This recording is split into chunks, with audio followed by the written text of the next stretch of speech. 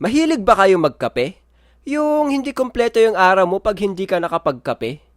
Pre, para kanino ka bumabangon? Ako? Bumabangon ako para sa pangarap ko. Grabe dati, pinagkakasya ko ang baon ko para lang pumasok sa school.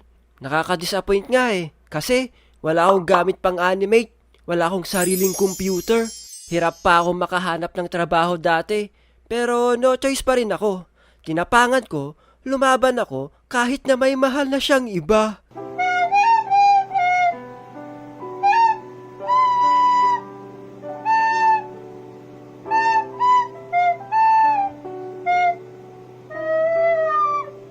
Corny mo, pre? Guys, bago natin ituloy ang video, may good news ako sa inyo.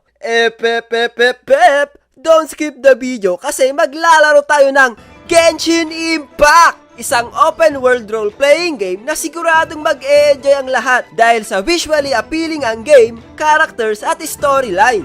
May co-op mode rin ito na pwedeng bumuo ng 4 na players para ilabas ang bangis ng strategies at elemental combo attacks nyo gamit ang Hydro, Electro, Cryo, Dendro, Pyro, Anemo at Geo. Dami nun Ano? Redownload or i-download nyo na kasi may version 3.3 na. Bagong mga events, quests, weapons at artifacts. May available na rin permanent gameplay na Genius Invocation. Matutuwa kayo dito sa kanilang mini-card game.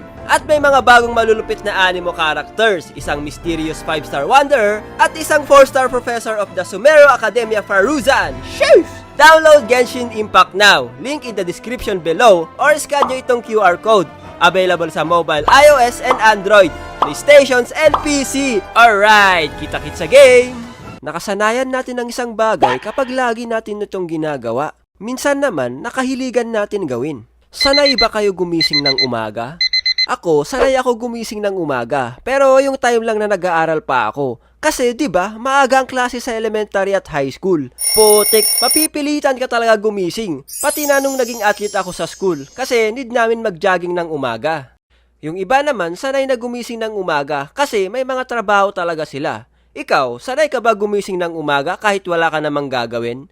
Kung oo, napakalupit mo. Kasi ako, hirap ako gumising ng maaga. Sanay ba kayo maglakad? Yung kahit wala kayong masakyan, okay lang sa inyo maglakad pa uwi? Dati, nung mga bulakbol pa kami ng mga tropa ko, kapag uuwi na kami galing sa town, napagtritripan namin maglakad pa uwi. Yung pamasahin namin, bibili na lang namin ng merienda. Parang sisiw na lang sa amin ang paglakad pa uwi. Pero kung sobrang layo naman, nako, ibang usapan na yan. Kailangan mo ng matinding kondisyon sa katawan para magawa mo yon. Sa pagkain, hindi ba kumpleto yung pagkain nyo kapag walang sausawan? Sa akin kasi, hindi ako sanay pag walang sausawan. Hindi ako nasasarapan sa pagkain pag walang ganun. Gusto ko rin sa pagkain, yung mainit, yung bagong luto. Boring kasi kapag malamig na yung pagkain Pag hindi bagong luto yung pagkain, pinapainit ko na lang.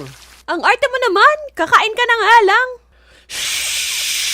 Sa pagligo, saan kayo mas sanay? Sa mainit na tubig or sa malamig? Meron kasing mga tao na kahit malamig yung panahon, gusto pa rin pangligo malamig na tubig. Yung iba naman, kahit mainit yung panahon, gusto pa rin mainit na tubig. Minsan nga magbabad pa yan sa shower Katulad ko. Ang sarap kasi magbabad sa mainit na tubig. Nakaka-relax. Unlike sa malamig, tapos tagos hanggang buto pa yung lamig. Pero dati, nung elementary kami, wala naman kaming hot shower. Tapos nagtitipid pa kami sa gas. Kaya nasanay ako maligo sa malamig na tubig. Naalala ko pa nga dati, nag-abot yung babae ng pamasahe niya sa akin sa loob ng jeep. Tapos nahawakan niya yung kamay ko. Grabe kuya ang lamig ng kamay mo. Malamig na tubig kasi pinangligo ko. Hehe. Speaking of pagligo, dinadala nyo din ba yung cellphone nyo sa CR? Yung tipong hindi kumpleto yung pagligo mo kapag walang music? Pati sa pagtae? Dati wala pa akong cellphone. Nakatulala lang ako habang tumatae. Ngayon na may cellphone na, pwede pa maglaro habang tumatae. Nasanay ba kayo na may katabing unan? Or may niyayakap na unan? Uso to sa mga single De, joke lang. May iba't ibang reason kung bakit tayo nagpipillow hugging. Siguro dahil nakakatulog ng mabilis, nakakawala ng stress, it makes you feel na may jowa ka. May kasama ka sa pagtulog. Pre, bakit nakamask ka pa rin? Di ba pwede na magtanggal ng mask ngayon? Wala pre, nasanay na. Tsaka para na rin sa atin yan, di ba? Para sa protection natin. Sa bagay, tama ka. Dati kasi, nung kakaumpisa pa lang ang pandemic, ayoko talaga mag-face mask. Masakit na nga sa tenga, potek hindi ka pa makahinga habang naglalakad. Parang mas ikakamatay ko pa yung face mask kaysa sa COVID dati Pero ngayon nasanay na, kahit pa wala ng COVID, patuloy pa rin yung pagsuot ng face mask. May mga nagtanong na din ba sa'yo about sa trabaho? Pre, madali lang ba yung trabaho mo? Sa una pre, mahirap. Pero kapag tumagal ka at nasanay ka na, madali na lang. May mga nakasanayan din na tayo ang dahilan kung bakit sila nasanay. Mare, bakit puro hotdog na lang ang kinakain ng anak mo? Bakit parang hindi ata siya kumakain ng gulay? Wala mare, sobrang busy ko kasi tsaka hindi na ako nakakapagluto ng gulay. Mas mabilis kasi iluto mga hotdog hub, mga ganyan.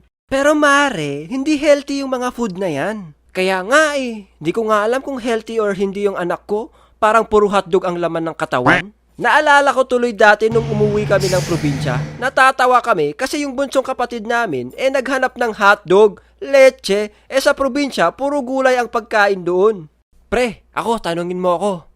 Sige, ano mga nakasanayan mo sa buhay? Sanay na ako masaktan. Oh, ba't ba ako sinampal? Sabi mo sanay ka nang masaktan Sa pag-ibig pre, sa pag-ibig. Labo mo, linawin mo kasi next time.